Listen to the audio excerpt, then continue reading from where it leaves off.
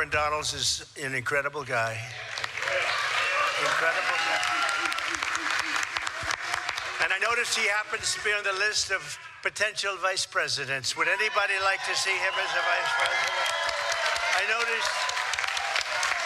I noticed your name is very high on the list. That's good. You should be on the list.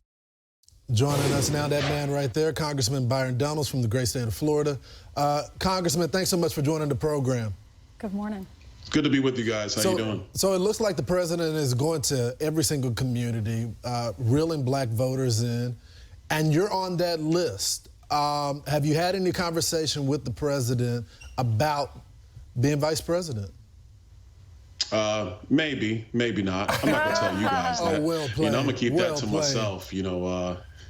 Look, I think President Trump's gonna make a great decision, but obviously it's his decision alone.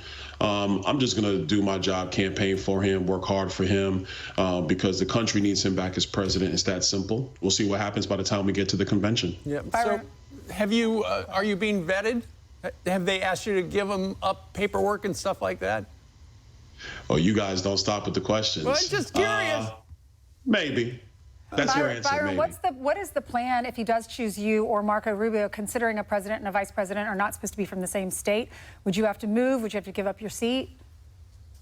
We've been down this road before. I think the last time was with Dick Cheney and George W. Bush. And so I think you would have to look at residency and figure out how you manage that.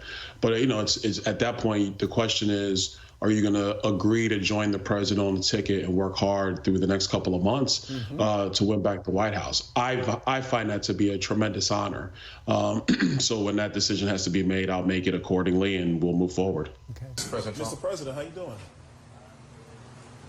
Well, I'm going to put you on speaker, but actually a great question just came up. We're talking about regulations and some of the things that can be done to alleviate the regulation burdens on a lot of businesses. But I'm going to put you on speakerphone for everybody to hear. Hold on a second. All right, everybody, you're on with the president. Hello, Mr. President. Hey, Mr. President. Hello, everybody. It's great to be with you. I hope I'm being well represented. I have a feeling I am. I know them very well. So I hope so.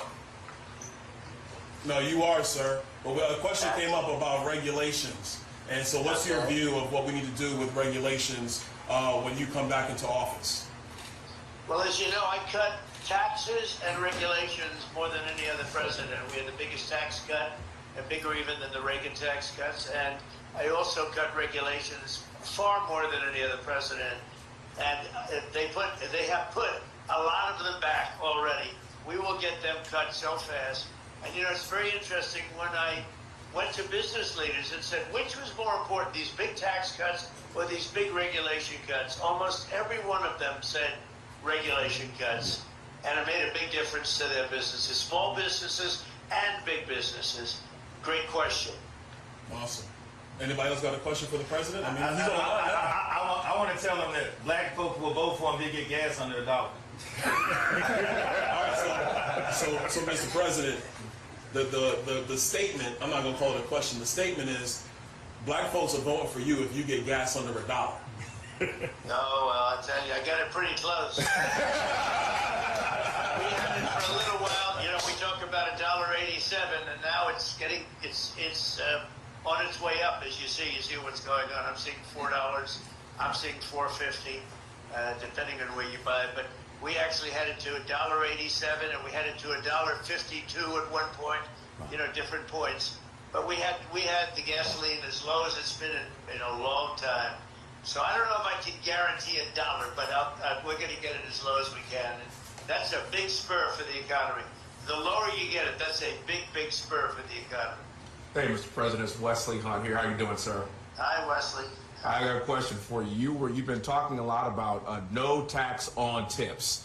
If you could kind of talk about that and what impact that would have, not just on the black community, but on everyone. I think it's a winner for all of us, and it's your idea. So if you could kind of talk about that, that'd be great, sir. So about a month ago, I was at my building in Las Vegas having dinner with some big people, business people that were, planning some big developments and things. And the waitress came over and said, how you doing? She said, oh, the government is after me all the time for my tax on tips. I said, really? They do that? He said, yeah, they just Biden just made the regulations much tougher. And it's very tough nowadays, tax on tips. And I said, how would you like to be no tax on tips? Because first of all, it's very hard, it's a very hard thing to control from the government standpoint. But the people are very unhappy about what's happening, especially the new regulations. And anyway, I just came up with the concept of no tax on tips. Let the people earn what they earn. In 2021, Congressman, you praised America as a beacon for free and fair trade throughout the entire world. So wouldn't the president's idea hurt tens of millions of Americans? Well, let me be direct about trade policy. For a lot of our country's history, trade policy has not been written to the best interests of the American people. A lot of these trade policies have favored foreign countries. I believe in free trade, but it has to be fair trade. The deals have to be equitable. The deals that were written in the past, previous administrations, were not equitable to the American people, to the American companies. So Donald that's Trump's the type of thing that has to be an shifted. all-tariff policy. Now, If you believe in... Now, hold on a second. Let me finish. Yeah. Let me finish. I'm going to come to the policy. Now, what I will say is that President Trump is thinking through all types of various policies to jumpstart our economy, to make sure that we have a flourishing and thriving America.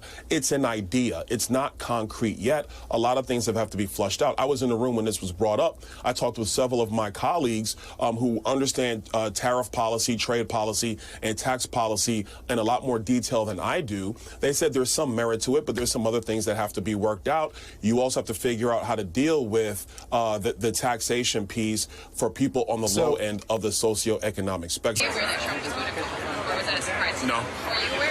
Yeah. Okay. I knew. What did they say to you about, I want to do this, or did you ask?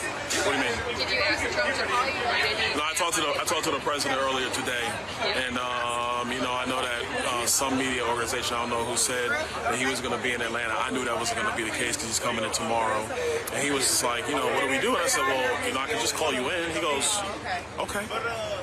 And so then that's when I called in, and obviously I think we were talking about deregulation at the time.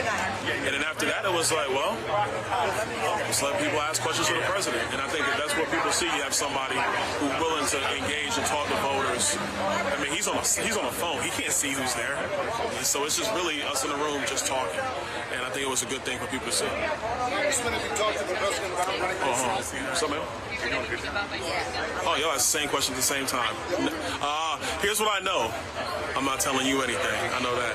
No, we haven't talked much about it. He's in that mode, I think, right now where he's going to make a decision.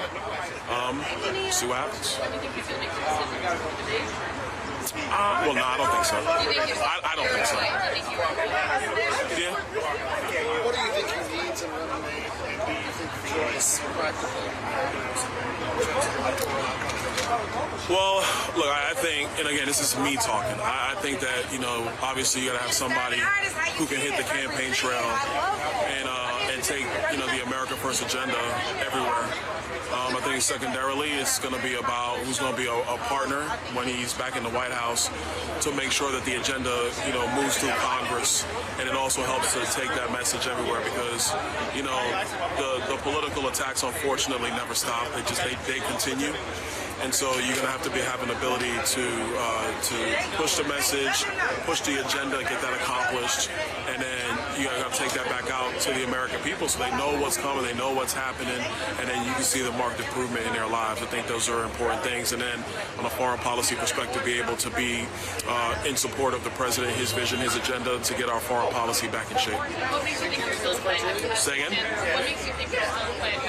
All you guys keep talking about it, that's why. Tomorrow night, what do you wait for President Trump? Where they want to, stay on message, border, inflation, economy. What do you think he has to do to get a victory tomorrow night? I think simply just talk about what his agenda is, his agenda when he was president, that people remember in our country, and how he will be a significant upgrade, significantly better president than Joe Biden. And I think as long as he stays in that lane, things will be good to go. This is a weird debate format by all the rules that I've seen, so we'll see how it kind of goes.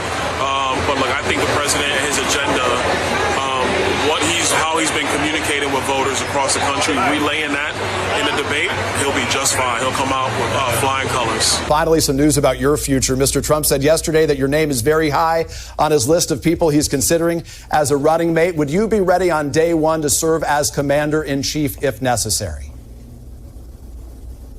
Well, I think if you're going to step into that job, it's obviously the toughest job, the biggest job, not just in our politics, but really, frankly, in the world. Look, I think that I would have an ability to step in. I'm actually pretty intelligent. I can sift through issues really, really well. It's about judgment. It's about logic streams. It's about how you make decisions at the end of the day. And then you cannot discount the fact that you would have a lot of people who are very qualified to be around to help you do that job and do what's in the best interest of the American people. Do I believe in myself? 100% I do. And so, we'll see what President Trump decides. I'm going to support whatever he does. Congressman Byron Donalds, we appreciate you making time to speak to us today. Thank you very much.